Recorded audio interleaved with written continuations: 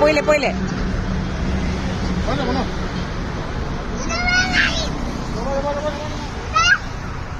দেউতা মই ভাঙিম বোলে চা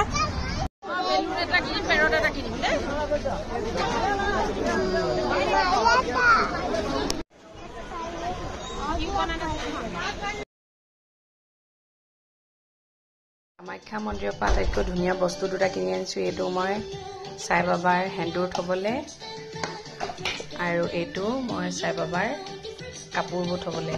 মোৰ মনটো এতিয়াহে ভাল লাগিছে। মষ্ট ইম্পৰ্টেণ্ট কেছটো কি হ'ল জানেনে?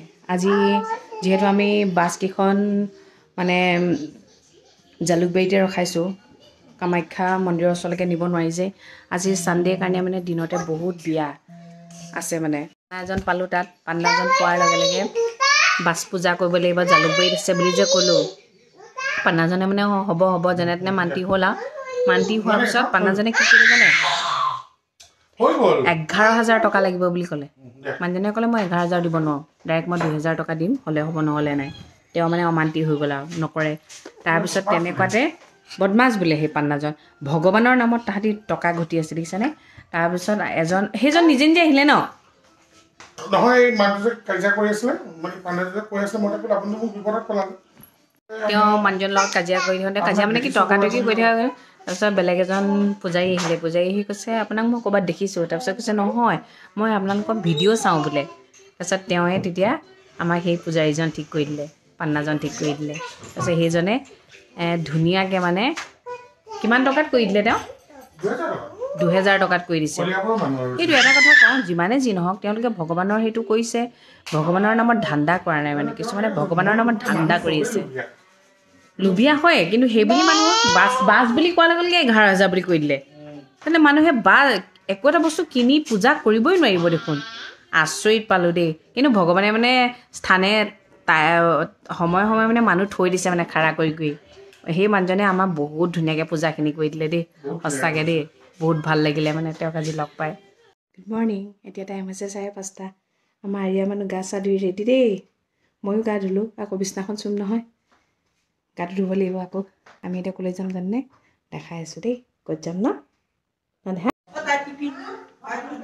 ভৰাই লওঁ।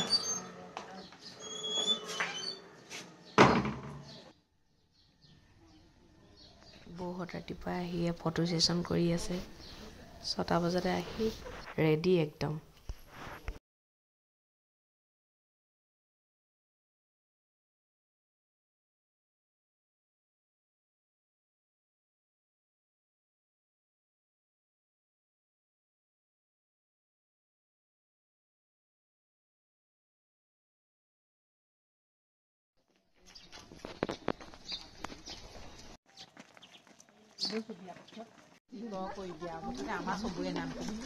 সেইফালে নেওচাৰ অকলে অকলে গৈ আছে।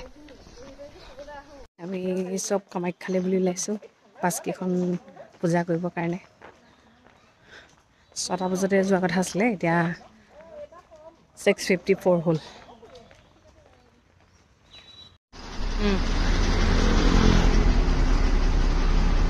পাৰিবনে মামী? মাহী, ডাঙৰ মাহী, এয়া সৰু মাহী।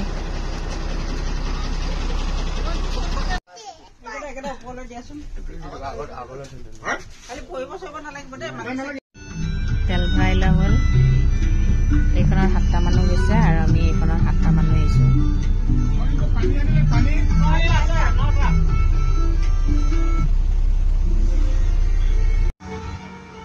আমি এতিয়া চাহ খাবলৈ সোমাইছোঁ ইয়াত।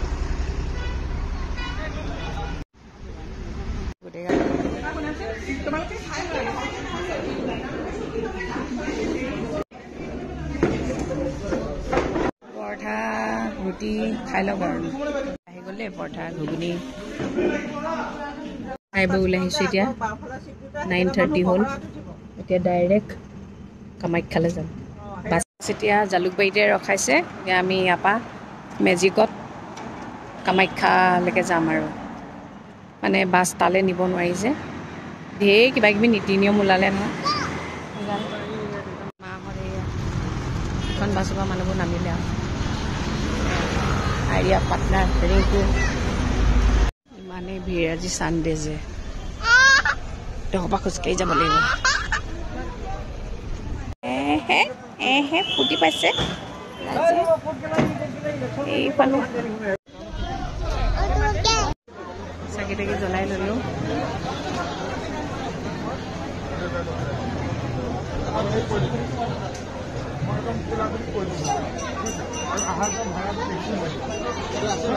পূজা চূজা কৰি ওলালোঁ এতিয়া চেণ্ডেল পিন্ধি তাৰপিছত পাটনাজন লৈ গৈ আছোঁ বাছকেইখন পূজা কৰিবলৈ আজি মই সৰুৰ পৰা ডাঙৰ হ'লোঁ কামাখ্যাৰ ভিতৰত প্ৰথম সোমাইছোঁ দেই চাগে মনটো বহুত বেছি ভাল লাগি গৈছে মানে গাড়ী পূজা কৰি আছে পাটনাই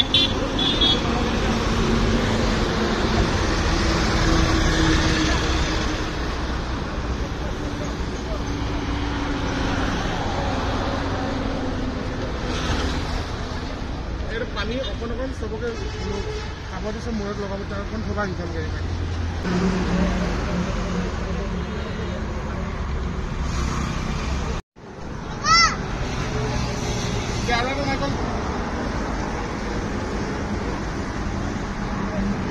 প্ৰসাদ খাব লৈছোঁ শুকান শুকান ন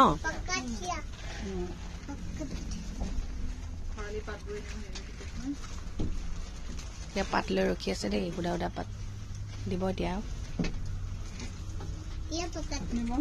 অকণমান খাবা দেই মা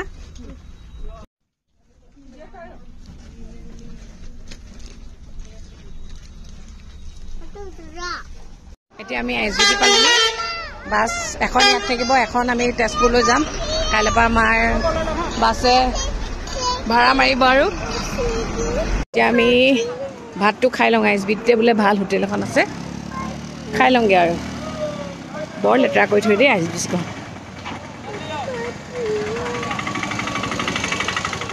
এইখনতে খাম এতিয়া টাইমো হৈ গ'ল ন 4টা বাজিবলৈ হ'ল ভোক লাগিছে ISBT জুহালত আজি টেষ্ট ল'ম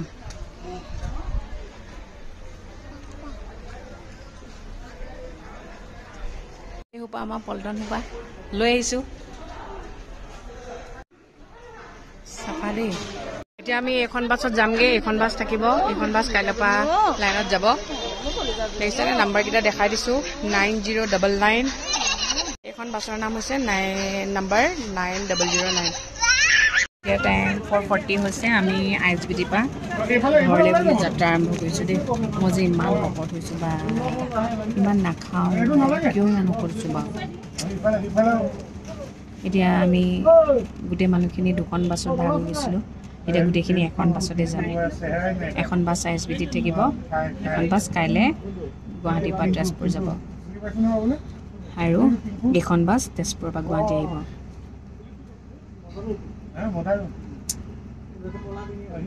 কোনটো টাইমত চলিব মই অতি সোনকালে জনাই দিম দেই কোনোবা আহিলে আহিব পাৰে আজি মনটো ভাল লাগিছে মুঠতে বাছখন পূজা কৰা হৈ গ'ল কাইলৈৰ পৰা যাত্ৰা চলিব আৰু এতিয়া আমি কিন্তু পেচেঞ্জাৰ পালে লৈ যাম দেই ভাগৰ লাগিছে গোটেইগালে আমি পূজা কৰি আহিছোঁ বাছখন পেচেঞ্জাৰ উঠালোঁ গোটেই বাছ ভৰ্তি আছে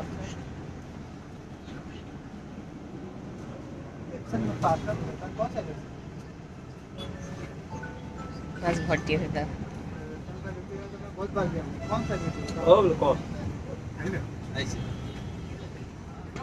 নাই মই বাছত আহি আছোঁ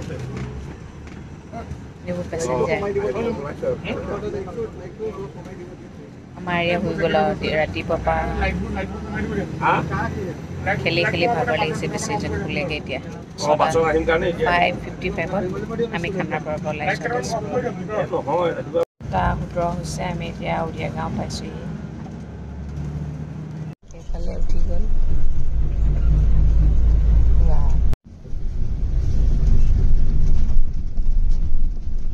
9:40 হ'ল আমি এতিয়া নামিলোঁ আৰু দেই মইনা মাহী বেয়াত দৈছে আৰু মানুহখিনিৰ লগত গৈ পিনে সঁচাকৈ ভাল লাগিলে কিন্তু দেৰি হৈ গৈছে কাৰণে বেয়া লাগিছে আৰু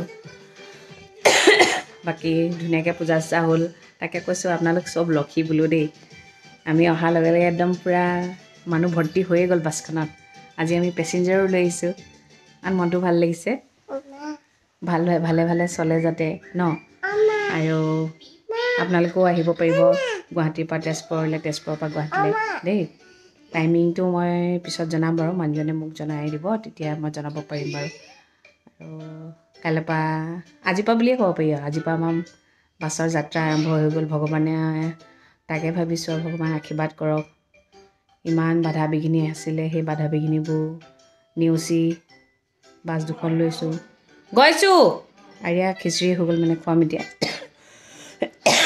গোটেই দিনটো উৎপাত কৰিছোঁ অকণমান শুলে আৰু তাকে ভালে ভালে হৈ গ'ল মানুহখিনিও গৈছে বহুতো ফূৰ্তি ফাৰ্তা কৰিছে সেইটোৱে ভাল লাগিছে ন ঠিক আছে তেন্তে দিয়ক আজিলৈ ৰাখিছোঁ আৰু সদায় কোৱা দৰকাৰ ভগৱানে সকলোৱে মংগল কৰক সকলো সদায় ভালে থাকক গুড নাইট